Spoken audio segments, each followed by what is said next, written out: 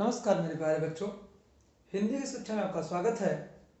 आज आज हम पढ़ेंगे पाठ 17 शिखर पर खड़ी बछेंद्री पाल। इसके कुछ भाग को हमने पिछली कक्षा में पढ़ा था। आज हम उसके आगे से पढ़ेंगे और जानेंगे इस पाठ के पूरे वृत्तांत को। और इस पाठ को स्वयं बछेंद्री पाल जी ने लिखा था। तो आज हम उन्हीं के शीर्षक को इन्हीं के इस पाठ को एक तरीके से हम कह सकते हैं कि उनके जीवन के कुछ अंश को हम पढ़ें। तो उसके पहले पढ़ने से पहले हम आते हैं सबसे महत्वपूर्ण बात पे मेरे प्यारे बच्चों, कि आपको जैसे आप वीडियो देखना प्रारंभ करें, सबसे पहले इस वीडियो को वहीं पे पॉज करके, वहीं पे स्टॉप करके, वहीं पे रोक करके अपना नाम, कक्षा और वर्ग लिखकर हमें भेज दें, जिससे हम आपकी उपस्थिति दर्ज कर सकें। क्योंकि जितना आवश्यक आपके लिए आपकी पढ़ाई है, उतना ही आवश्यक आपके लिए आपकी उपस्थिति भी है। क्योंकि जब आपको रिपोर्ट कार्ड मिलेगा तो उसमें आपकी उपस्थिति भी अंकित होती है। तो आइए मेरे प्यारे बच्चों, हम अपने पाठ को प्रारंभ करते हैं। पाठ को प्रारंभ करने से पहले एक बार हम शब्दार्थ पर अपना ध्यान ले जाते हैं। शब्दार्थ में है आत्मसम्मान। आत्मसम्मान माने होता है बच्चों अपनी इज्जत। आत्म माने अपनी, सम्मान माने इज्जत, अपनी इज्जत। उसके बाद है मर्यादा।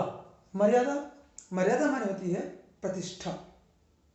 आपका जो सम्मान है, जो मर्यादा है, वही उसी से आप लोग आपके बारे में अच्छा बुरा समझ सकते हैं, जानते हैं। आगे है सर्वाधिक। सर्वाधिक है सर्व धन अधिक। यहां पे हम संनिवेश कर सकते हैं सर्व धन अधिक। सर्व माने सबसे, अधिक माने अधिक। सर्वाधिक माने सबसे अधिक। आगे है ग्रामीण। ये एक शब्द का अनेक शब्द भी, जो हम पढ़ते हैं व्याकरण में कि अनेक शब्दों का एक शब्द, तो जो गांव में रहता है उसे क्या कहते हैं? ग्रामीण। तो ग्रामीण का हिंदी अर्थ क्या होगा? गांव में रहने वाला। अब यहाँ रहने वाला है, रहने वाली, अब दोनों कर सकते हैं, वो डिपेंड करता है कि वो किस तरह से वाक्य है। परिवर्तन होता है बदलाव। परिवर्तन माने बदलाव। पारंपरिक माने होता है परंपरा के अनुसार। पारंपरिक माने परंपरा के अनुसार। आगे है भ्रमण। भ्रमण माने घूमना। भ्रमण माने घूमना। जन्मजात माने होता है बच्चों कि जो जन्म से हो, जन्म के समय से ही जो हमारे साथ हो, उसे जन्मजात कहते हैं। या दूसरे शब्दों से कह सकते हैं पैदाइशी। यानी पैदा के समय से ही, जब से हम पैदा हुए हैं तब से हमारे साथ जो चीजें हों वो जन्मजात या पैदाइशी है। आगे है उपलब्धि। उपलब्धि माने होता है प्राप्ति। उपलब्धि माने होता है जिसे हम अपने पुरुषत्व से, अपने पौरुष से, अपने बल से, अपने शक्ति से जिस चीज को हम इकट्ठा करें, अर्जित करें, वह है उपलब्धि। जैसे आप 100 मीटर स्कूल में प्रतियोगिता होती है और 100 मीटर की रेस, उसमें आप दौड़ करके, मेहनत करके आप प्रथम आते हैं, तो आपकी उपलब्धि है कि आप 100 मीटर रेस में प्रथम आए हैं, वो आपकी उपलब्धि है। आगे है दंग। दंग माने हैरान, जो आश्चर्य कर दे। शिलाखंड। शिलाखंड माने होता है पत्थर का बड़ा टुकड़ा। शिला माने पत्थर, खंड माने टुकड़ा, पत्थर का बड़ा टुकड़ा। आगे है बच्चों प्रीति भोज। वैसे आजकल आप देखते हैं शादियों वगैरह में, शादी लोग करते हैं, शादी के बाद घर आने पे प्रीति भोज रखते हैं। तो वही चीजें यहाँ पे वैसी का अर्थ आपको होता है क्या? प्रीति भोज माने होता है दावत। यानी मतलब कि जैसे कि लोग रखते हैं घर पे। प्रीति माने होता है प्रेम, भोज माने भोजन, प्रेम से भोजन।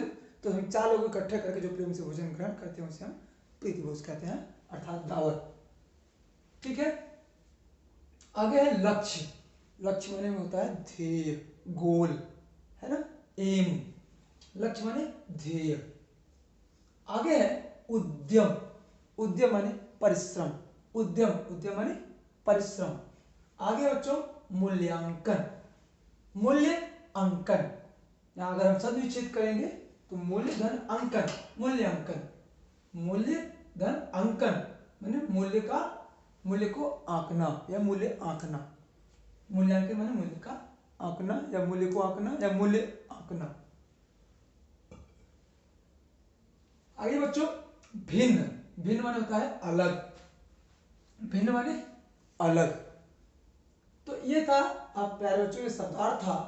अब हम पढ़ना प्रारंभ करते हैं इस पाठ को। इस पाठ को हम पढ़ते हैं।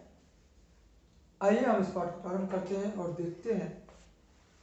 चलिए, तो हमने पिछली कक्षा में पढ़ा था यहां तक, मैं अपने परिवार की तीसरी संतान हूं। मैं अपने परिवार की तीसरी संतान हूं और विद्रोही स्वभाव की हूं।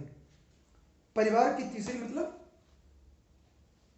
अपने माता पिता का पहला, दूसरा, फिर तीसरा। तो बछेंद्री पाल का कौन सा नंबर था अपने भाई बहनों में? तीसरा नंबर। तो अपने माता पिता की कौन सी संतान हुई? तीसरी संतान।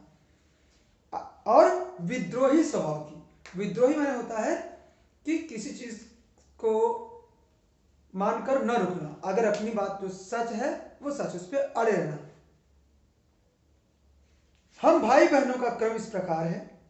जो बछेंद्री पाल थी उनके माता पिता की जो संतानें थी उनमें जो भाई बहन जो थे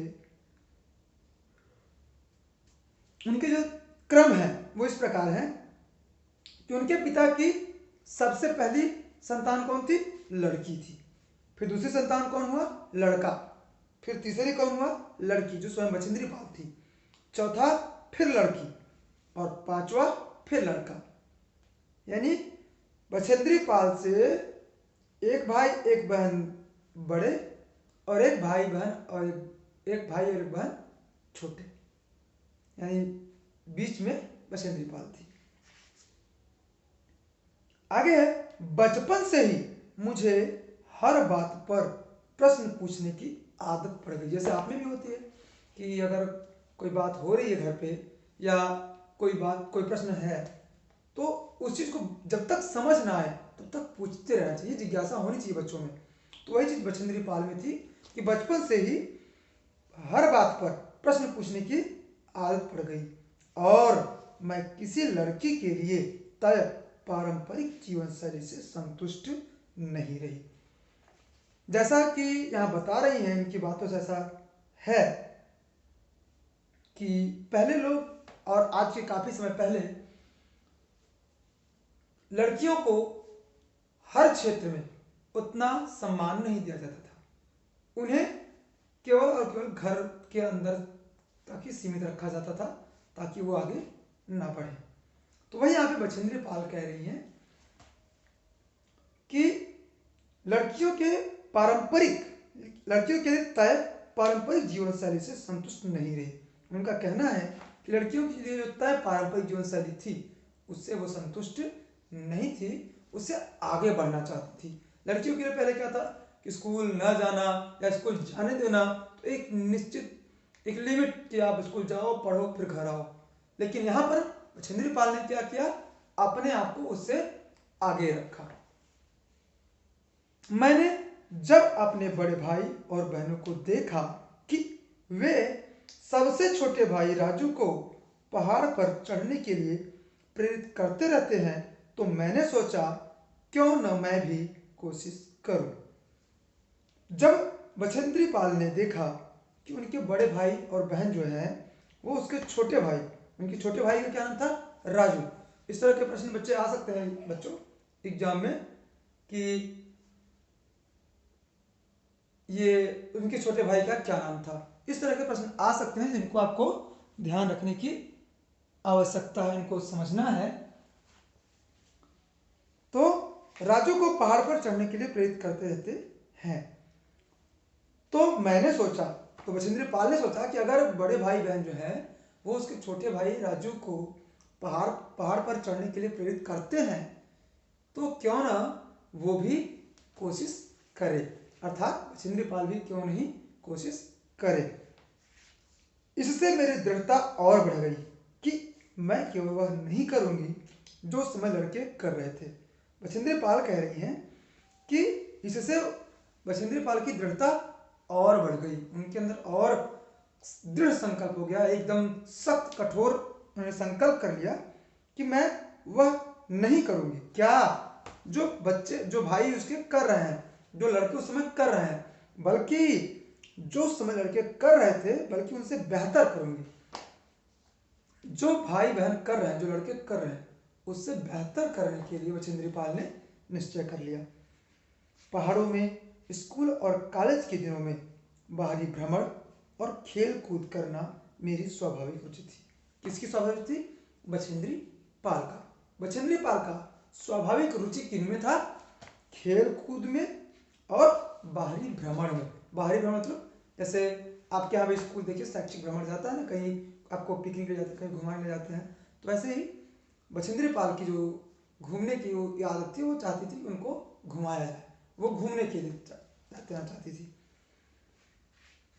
आगे है, मैं जिस खेल में गई उसमें अव्वल आई।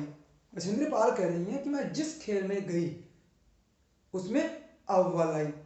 बच्चों, आप भी अगर जिस कार्य में लग जाए और पूरे तन्मयता के साथ, ध्यान के साथ अच्छे से अगर लग ही जाए तो आप उस क्षेत्र में भी अव्वल आ सकते हैं। अर्थात अव्वल मतलब पहला स्थान।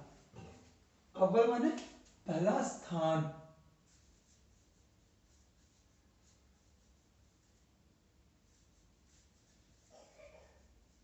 अव्वल माने पहला स्थान। आगे है बच्चों, इस प्रकार मैंने कई पुरस्कार जीते और उन्हें बड़े गर्व से घर लाती।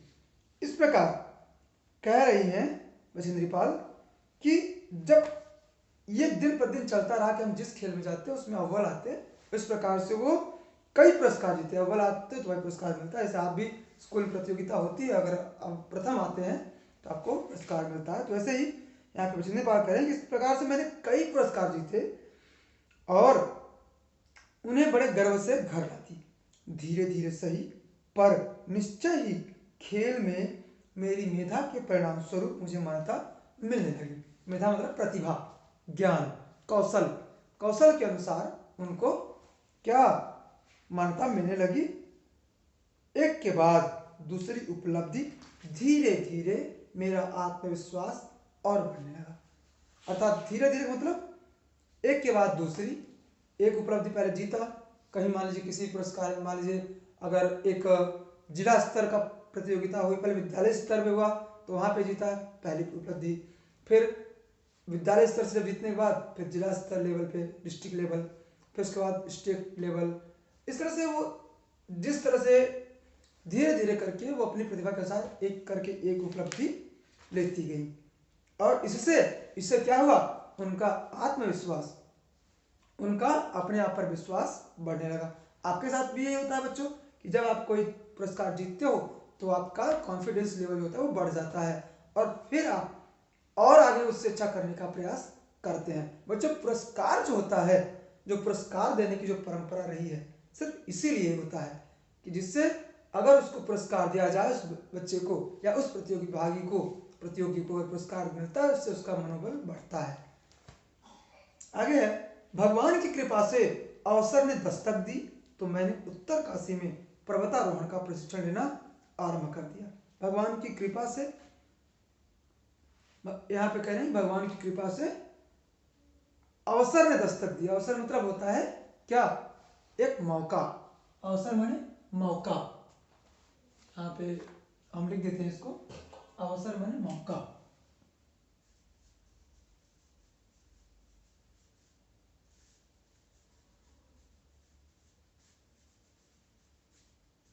भगवान ने उनको मौका दिया और उस मौके से क्या हुआ, उस मौके से उन्होंने उत्तर काशी में पर्वतारोहण का प्रशिक्षण लेना आरंभ कर दिया। इस तरह से उन्होंने पर्वतारोहण का प्रशिक्षण लेना आरंभ कर दिया। इस प्रशिक्षण में मैं अपने प्रदर्शन से मैं स्वयं दंग थी और उपप्रधानाचार्य कर्नल प्रेमचंद ने दावे के साथ मुझे एवरेस्ट के लिए उपयुक्त घोषित कर दिया। उनका कहना है कि इस तरह से प्रेमचंद जो थे, कर्नल प्रेमचंद उनके उपप्रधानाचार्य, उन्होंने एवरेस्ट के लिए उपयुक्त घोषित कर दिया। एक ऐसी लड़की जिसे एवरेस्ट अभियान दल में शामिल किया जा सके, इसके बाद तो पीछे मुड़कर देखने का प्रश्न ही नहीं उठता था। मैंने पर्वतारोहण का अपना आधुनिक प्रशिक्षण भी सफलतापूर्वक संपन्न किया। यह वास्तव में अपने आप को पहचानने की घड़ी थी और मैंने समय पर अपने भीतर छिपी संभावना और जन्मजात प्रतिभा पहचान ली थी।